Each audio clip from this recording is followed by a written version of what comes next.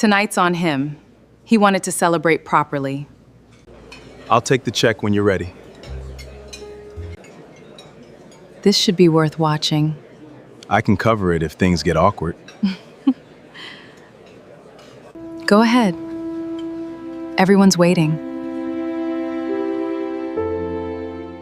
I'm sorry, sir. The card's been declined.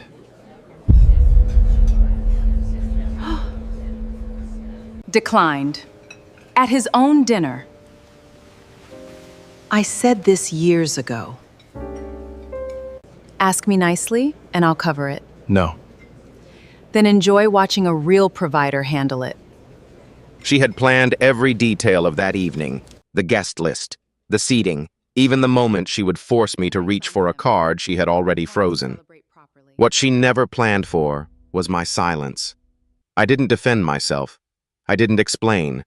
I just watched her slide her card across the table like it was proof of something, while the restaurant manager stood behind me pulling up a name on his screen that no one else in that room was ready to see. She was certain she knew exactly who she was humiliating. Was she? If this is your first time on this channel, consider subscribing. These are the kinds of stories we tell here, and there are more coming that I think you'll want to hear. The restaurant manager's name was Bernard, and he had worked at the Copper Lantern for 11 years. I knew this because I had eaten there enough times to learn it always quietly, always at a corner table, always paying in a way that drew no attention. Bernard knew my name the same way through years of small, unremarkable exchanges that built into something he never forgot. So when he came to our table that night with the verification slip, his hands were not shaking because of the declined card. They were shaking because he recognized me, and he could not reconcile what he was seeing with what he knew to be true. Corinne didn't notice. She was too busy enjoying the view from the other side of the table. I had been married to her for 6 years, and for most of those years, I believed I understood her completely. She was sharp, creative, and more talented than she gave herself credit for in the early days when the talent was still trying to find its footing. When we met, she was designing freelance out of a one-bedroom apartment in Cambridge, pitching projects to clients who rarely called back, building something from almost nothing on the strength of pure belief in herself.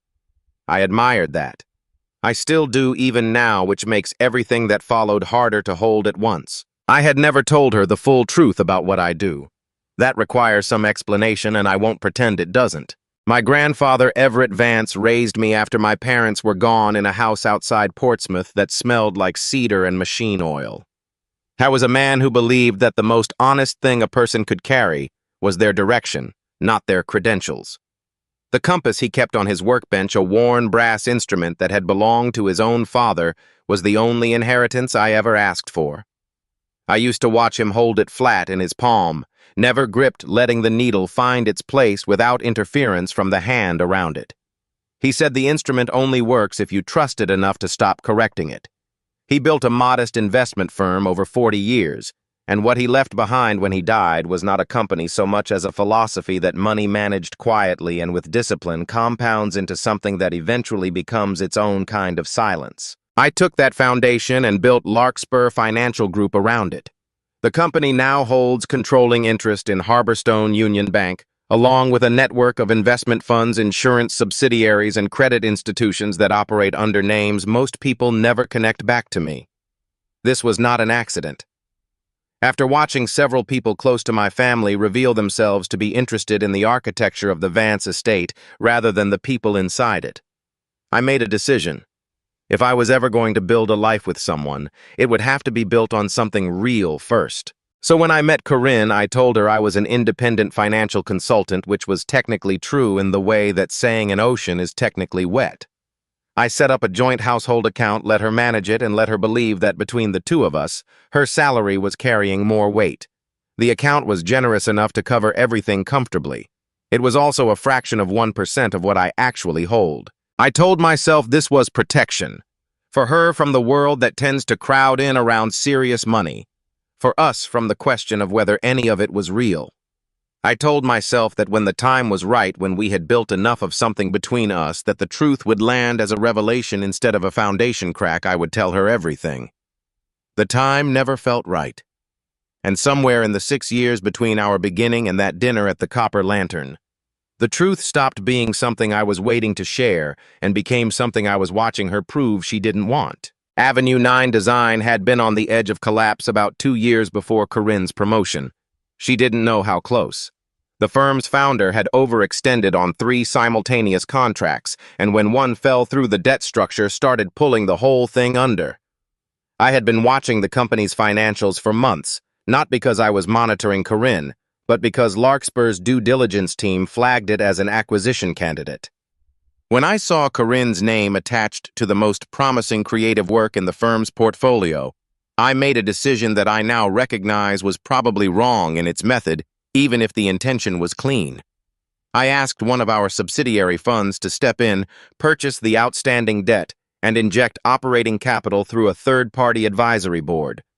The transaction was legal disclosed to the board of directors and completely invisible to Corinne. She never knew her company had been pulled back from the edge. She never knew who pulled it. What she did know was that 3 months later, a position opened up and she was named creative director. She worked for it. The promotion was real. But the ground it was built on had been quietly stabilized by someone she thought was at home watching charts and contributing very little. After the promotion, things changed in ways that were small at first and then weren't. She started coming home later, which I understood. A new role brings new demands. She started attending events I wasn't invited to, which I also accepted. But then the phone started going face down on the kitchen counter, and the conversations we used to have over dinner became shorter, and I began to notice the name Grant Kessler appearing in her calendar with a frequency that a business development director's name probably shouldn't. Before that evening at the Copper Lantern, I had told myself I was likely misreading things. Grant was polished in the way that certain men are polished, all surface, no friction, calibrated specifically to appeal to people who mistake smoothness for substance. He had been with Avenue 9 for about 3 years, long enough to know where the leverage points were, and short enough that no one had looked too carefully at his expense reports. Corinne spoke about him the way you speak about someone you've decided is impressive before you've fully examined why. I didn't push. I watched, and I held on to the hope that I was reading something that wasn't there. That hope did not survive the dinner. Her mother, Marla Barlow, had never warmed to me. From the first Thanksgiving I attended as Corinne's husband, Marla had treated me with the particular politeness reserved for people she considered temporary. She had a way of asking about my work that was really asking about my net worth. And when my answers were honest but unimpressive by the metrics she used, she would nod and redirect the conversation towards someone more bankable. Over the years, her commentary had shifted from polite skepticism to something more open. She told Corinne in conversations Corinne later mentioned without quite registering their weight that a woman of her daughter's talent deserved a man with a matching ambition. Sienna, Corinne's younger sister, had built a modest following on social media by documenting her life in the kind of curated close-ups that make ordinary moments look like personal branding. She was not malicious in the way that requires strategy. She was the kind of person who films things without asking whether filming is appropriate, who treats other people's difficult moments as content waiting to be captured. At family dinners, she would hold her phone casually, always ready the way a person carries an umbrella in uncertain weather. I booked the private dining room at the Copper Lantern myself 2 weeks in advance because Corinne had mentioned once early in her time at Avenue 9 that she had always wanted to eat there for something that mattered. I thought a promotion counted. I thought the evening might be a way back into something we had been slowly moving away from. I was thinking about the marriage. I was not thinking about what Corinne had been planning for longer than I knew. She invited her mother. She invited Sienna. She told me it was a small gathering, a few people close to her who wanted to celebrate. What she did not tell me was that Grant Kessler would be there seated next to her at a table I had reserved with a different intention entirely. When I walked in and saw him, something settled in me that had been uncertain for weeks. Not anger, but something quieter and more final. The kind of recognition that arrives not with noise, but with weight. Grant had the posture of a man who believed he had already won whatever room he was in. He stood when Corinne stood, leaned toward her when she spoke, refilled her glass before it was empty, and called her by a name I had never heard her use for herself. Marla watched all of this with open approval. Sienna's phone was out before the appetizers arrived. The dinner moved through its courses with a performance quality I might have appreciated in a different context. When one of Corinne's colleagues asked what I did, she answered before I could. She described my work in the tone of someone explaining a mild inconvenience. A man who works from home, reads financial reports, earns enough to believe he has a career. The table responded the way she intended. Grant offered with the practiced generosity of someone who knows. The offer will land like a slight to let me know if any entry-level positions opened up at Avenue 9. I didn't respond to any of it directly. I reached into my jacket pocket and set my grandfather's compass on the table beside my water glass. No one asked what it was.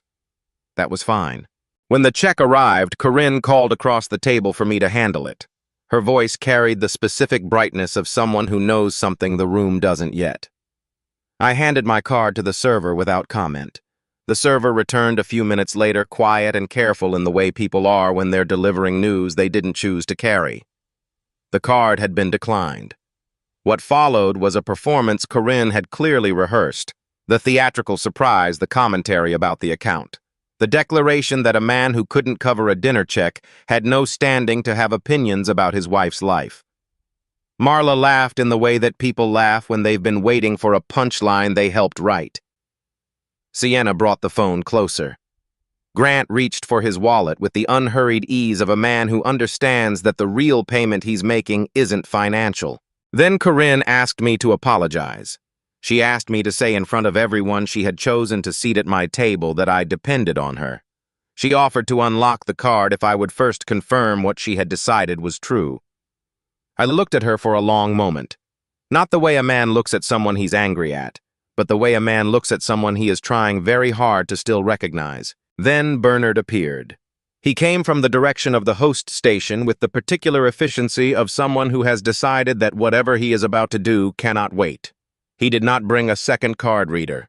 He placed in front of me a verification form from Harborstone Union Bank, the kind issued only for accounts above a certain classification tier, and he held it with both hands because his hands were not entirely steady. He addressed me as Mr. Vance. He asked whether I would like him to contact the bank's executive office directly. Corinne was in the middle of saying something when Bernard appeared and she stopped. Not because the room went quiet, but because the room changed. The kind of change that happens when something you didn't expect walks into the frame. She looked at the form. She looked at Bernard. She looked back at me. I signed the form. I thanked Bernard by name. Then I folded my napkin, picked up the compass, and looked at my wife as though I was trying to memorize the exact shape of the mistake I had made in believing this evening could have gone any other way. She would tell the story later to whoever would listen as evidence of my inadequacy. That same night, Sienna uploaded the clip she had been building toward all evening, the declined card. The server's return. My silence with a caption that positioned Corinne as a woman finally done carrying a man who couldn't carry his weight. The video spread through the professional networks both women moved in. Grant reposted it with a comment about how he'd been happy to step up when it counted. I drove home alone. When I walked in, my clothes had been moved to the guest room.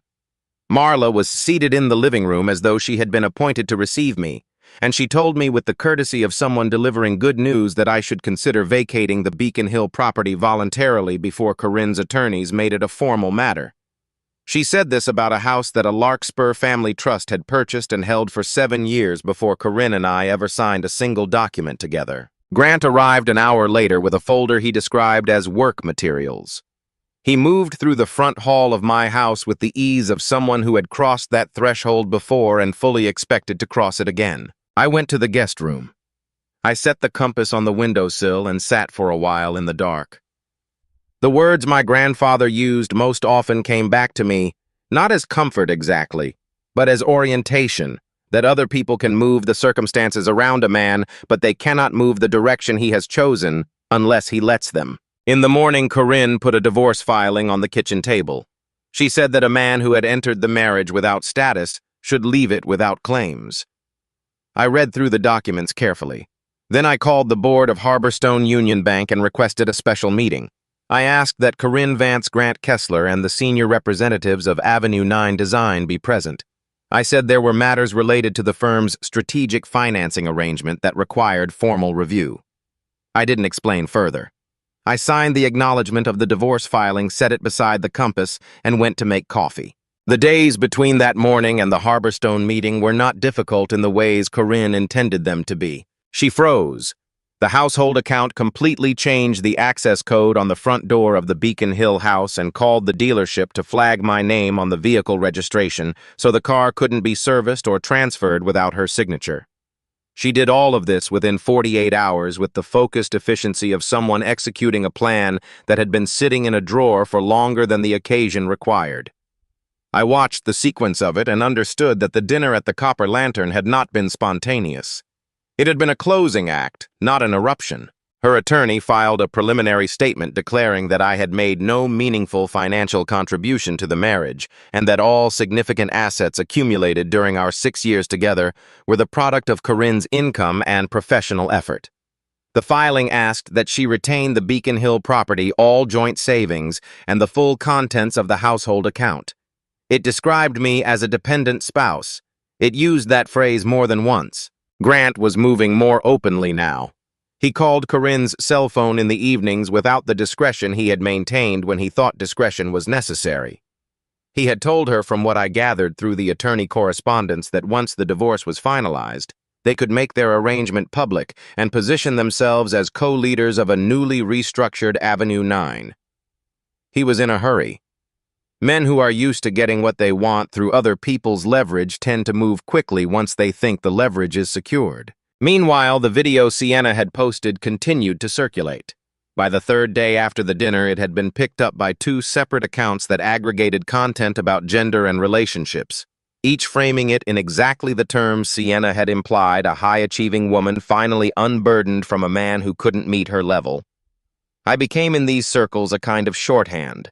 The declined card, the silence, the wife who stepped in. None of these accounts knew what Bernard had brought to the table or what I had signed or why. I stayed in the guest room and worked. There is always work when you run something the size of Larkspur, and none of it had stopped because my marriage was ending. I made my calls, reviewed the documents my team had prepared for the meeting, and each evening I held the compass the way my grandfather had taught me, flat in the palm, not gripped, so the needle could settle without interference from the hand around it. I thought about the specific nature of the mistake I had made. Not the secret itself, but the belief underneath it. The belief that love maintained over time was sufficient proof of itself and required no other testimony. My grandfather had built his firm by believing that the way a person handles what they cannot control reveals more about their character than anything they do when conditions are favorable. I had believed that about Corinne for 6 years. What I was learning in the particular quiet of those nights in the guest room of a house she didn't know I owned was that I had been testing a hypothesis she had been disproving for longer than I'd allowed myself to see. The morning of the Harborstone meeting, I arrived at the building on Federal Street 40 minutes before the scheduled time. The executive floor had been prepared with the formality reserved for board-level sessions materials arranged. Water poured the kind of ambient precision that signals to everyone in the room that what is about to happen has been thought through completely. I sat at the head of the table and went through the files one last time, not because I needed to review them, but because I wanted to be certain that when the moment came, I would handle it without letting what I felt override what was right. Corinne arrived with Grant, her mother, and Sienna. They came through the lobby the way people come through a lobby when they believe the building belongs to someone else. Corinne with the measured confidence of a woman attending a meeting on her own professional terms. Grant with the loose posture of a man who assumes he is the most capable person in any room until someone proves otherwise. Marla with the attentiveness of a person who intends to witness something favorable, and Sienna with her phone already in hand. Corinne had brought the divorce filing, intending to present me with the asset separation agreement immediately following the meeting. She had not told her attorney why she expected that momentum to favor her. When they walked in and saw me seated at the head of the table with the full board arranged on either side, Corinne stopped moving for the length of a breath. She told me to leave. Her voice had the reflexive authority of someone accustomed to being the most senior person in a creative meeting. Grant pulled out his phone and told the room he was going to call building security and have me removed for trespassing. No one in the room moved to accommodate this. What happened instead was that every member of the Harborstone board stood up, not ceremonially, simply the way people stand when the person they work for enters a space. The chief executive of the bank, a man named Douglas Merritt, who had been with Harborstone for 19 years, introduced me by my full name and full title, founder of Larkspur Financial Group, chairman of the ownership board, and controlling shareholder of Harborstone Union Bank and its subsidiary network. He said this in the same tone he would use to introduce any matter of fact that the assembled parties needed to have on record before the session could proceed. Grant's phone was still in his hand. He had stopped typing.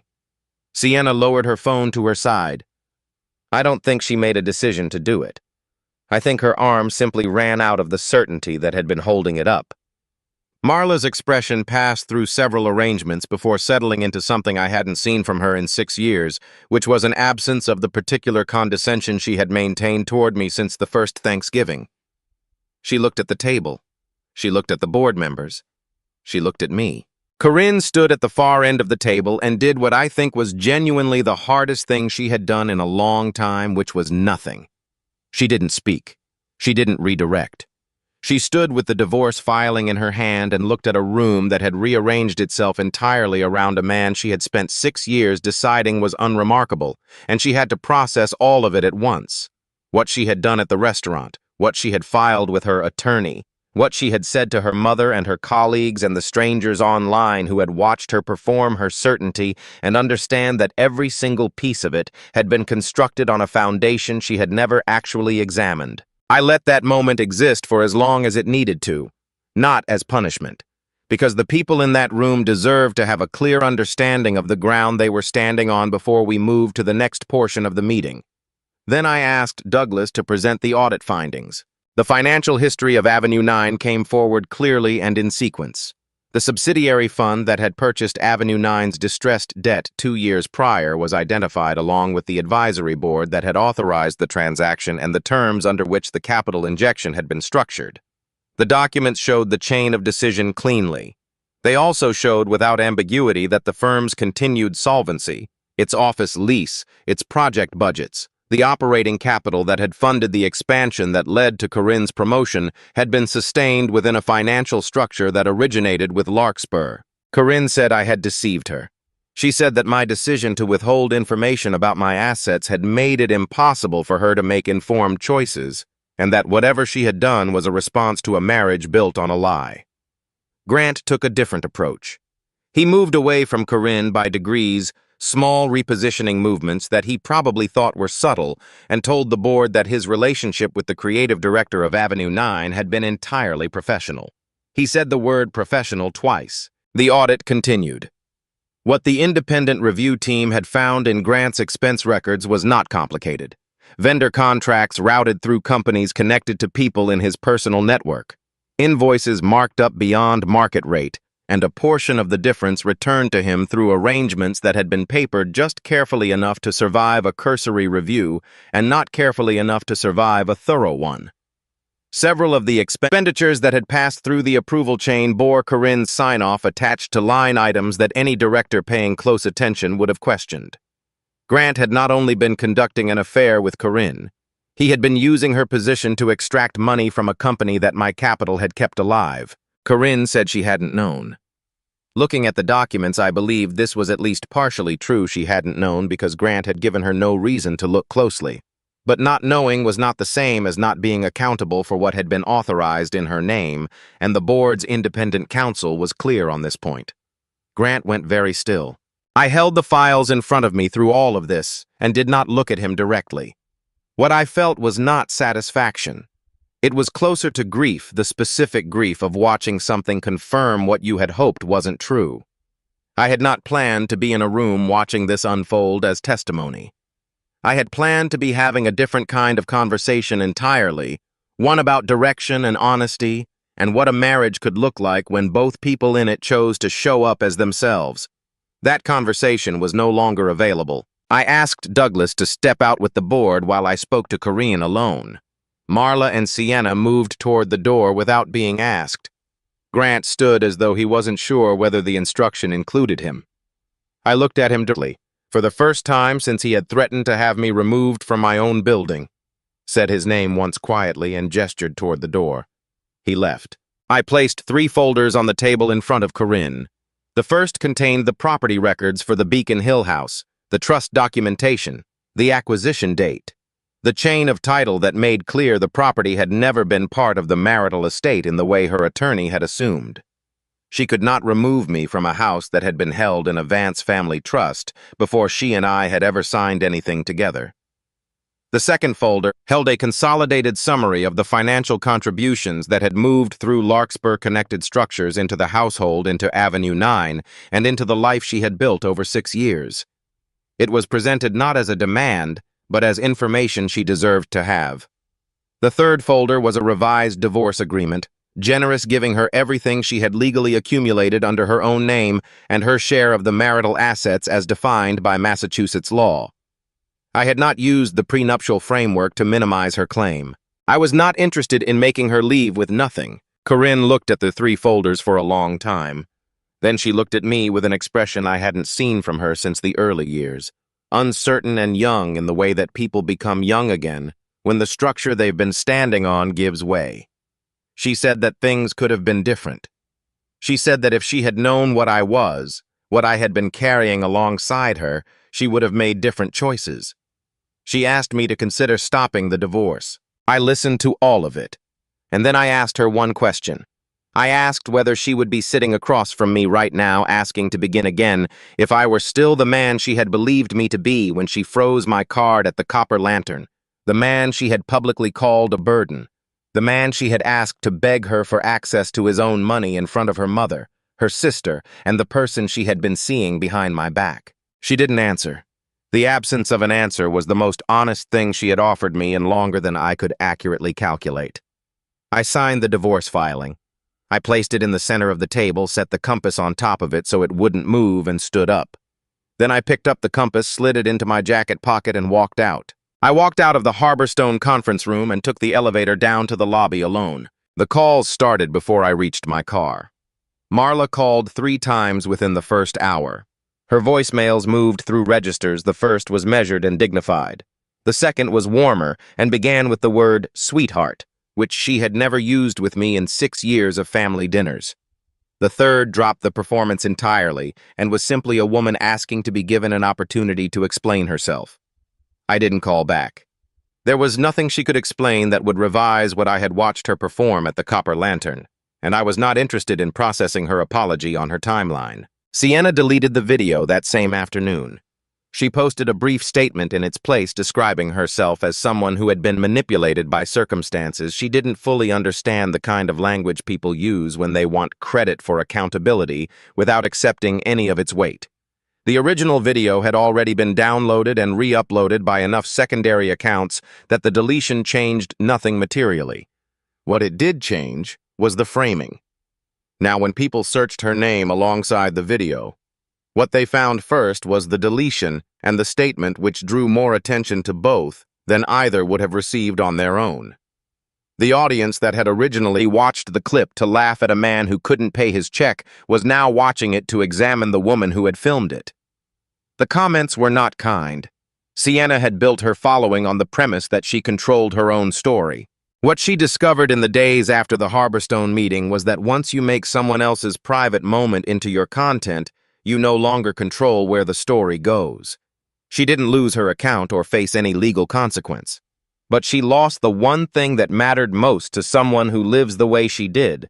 She lost control of her own narrative permanently and publicly. Grant called my personal cell phone the morning after the meeting, speaking in the careful, collaborative tone of a man who has decided the most strategic available position is informant. He said he had documentation that would demonstrate Corinne had been aware of the vendor irregularities and had actively participated in structuring them. He said he was prepared to share all of it in exchange for my personal intervention in what he called the legal exposure situation, as though the two of us were the reasonable parties who had been caught in the middle of someone else's drama.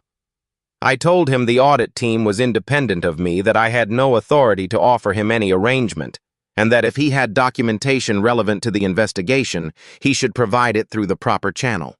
Then I ended the call. Corinne's response, delivered through her attorney, framed the entire sequence of events as coordinated entrapment, that I had concealed my financial identity with the deliberate intention of manufacturing grounds for a favorable divorce outcome, that the Harborstone meeting had been designed to humiliate her, and that the audit findings had been selectively presented to damage her professional standing. It was an argument constructed from the outside in, beginning with the conclusion she needed, and working backward to find the language that could support it. Her attorney was good. The argument was not. I read the filing twice. Then I thought about what it would feel like to use what I had to dismantle it publicly and completely, not because it would be difficult, but because it would be easy, and because easy destruction of someone who had hurt me was exactly the thing I was most at risk of allowing myself to justify. I could end Corinne's professional reputation in a single press release. I could bury Grant under a civil suit that would consume him for years. I had the documentation, the platform, and enough legitimate grievance to make all of it look like justice rather than retaliation. I held the compass the way Everett had taught me, flat in the palm, and waited for the needle to settle. He used to say that the instrument only works if you trust it enough to stop correcting it. The same is true, I think, of the judgment you carry inside yourself when someone has done you serious harm. The temptation is to keep adjusting toward severity, toward public vindication, toward making sure the people who wronged you feel the full weight of what you could bring down on them. But the needle doesn't settle when you grip it. It settles when you let it. I put the filing down and called Douglas Merritt instead. I told him the audit needed to proceed through its proper channels without any input from me on outcomes, and that whatever the independent review team found should be referred to the appropriate authorities if referral was warranted. Douglas said he understood. I believed him. What followed over the next several weeks was procedural, which meant it was real. Grant's case was referred to the state attorney's office after the independent audit confirmed the vendor arrangement and quantified the financial impact. The methodology was clear and documented, and the people whose contracts had been inflated were real vendors who had been systematically underpaid while Grant collected the margin. He was suspended from Avenue 9 the day the referral was made. Corinne's role was handled separately and more carefully. The review found that she had signed off on expenditures she should have questioned and had not disclosed a personal relationship with someone in her direct reporting chain, both material violations of Avenue 9's governance policies. The board voted to remove her from the creative director position. I was not in the room for any of these votes. I had removed myself from the Avenue 9 governance process entirely, which meant that when the decisions came down, they came down as the judgments of a board doing its job, not as the actions of a man with a grievance. Larkspur placed a transitional management team at Avenue 9 to protect the staff and the ongoing client work. The designers, the project managers, the coordinators who had done nothing wrong continued to be paid. Their contracts were honored. The firm stayed open. Whatever I thought of what had happened at the leadership level, the people below it had not chosen to be there, and they deserved better than to absorb the consequences of decisions they hadn't made. I issued a single public statement through the Larkspur Communications Office. It was 4 sentences. It said that financial control within a marriage is a form of harm, regardless of which partner exercises it. That recent events had clarified the need for clearer institutional protections for people experiencing this kind of harm, and that Harborstone would be implementing new account review protocols to help distinguish shared financial management from financial abuse. The 4th sentence said nothing about Corinne by name. It didn't need to. The protocols were real. Douglas's team had already been working on a version of them, and the mechanism Corinne had used, the access structure that had allowed her to lock an account as a tool of public humiliation, gave the policy team a concrete case to design around. The new framework identified specific patterns of account activity associated with financial control behaviors and routed them to a specialized review team. It was the kind of procedural change that doesn't generate headlines but changes what is possible for people who have no other way out of a situation they often can't even name. I also started something quieter, a program administered through one of the Larkspur philanthropic funds designed to provide legal and financial navigation support to people experiencing economic coercion in their domestic relationships. The initial focus was on men because that particular population tends to encounter skepticism when they try to describe what has happened to them. They are disbelieved or redirected or told that the power dynamics don't apply in their direction. I had sat in a restaurant and been publicly asked to beg for access to money in an account with my name on it, and the room had laughed. I understood in a way I hadn't before that evening what it cost a person to describe that experience and not be taken seriously. Several months after the Harborstone meeting, I moved out of the Beacon Hill house. The property belonged to the Vance Trust and would remain there. But I had lived in that house as a married man, and every room in it still held the version of me who had believed the marriage was worth saving, well past the point when the evidence suggested otherwise. I needed a different kind of space. I found a house north of the city outside of Gloucester, in a neighborhood where the streets were narrow and the houses faced the ocean, and the people who lived there had mostly been there long enough to stop trying to impress anyone. The house was smaller than the Beacon Hill property in every measurable dimension and had a porch that faced directly into the wind off the water. I worked from the room that looked out over the yard. The compass sat on the desk beside my laptop. The morning the divorce was finalized, I made coffee and sat on the porch and listened to the sound the water makes before the day gets organized around it. The text from Corinne arrived on a Tuesday 3 months later. It was not a request. It was an admission which made it harder to read than an accusation would have been. She said that she had spent years looking at the way I moved through the world, quiet, unhurried, uninterested in the rooms that required performance to enter, and she had read it as a lack of ambition because it was easier than acknowledging that I had simply chosen a different measure. She said she had turned the marriage into a competition she needed to win rather than a life she wanted to share, and that by the time she understood the difference, she had already acted in ways that couldn't be walked back. She did not ask me to respond. She just wanted me to know that she understood now what she had actually lost, and that it had nothing to do with the bank. I read it several times. I set the phone on the desk beside the compass and looked out the window at the yard.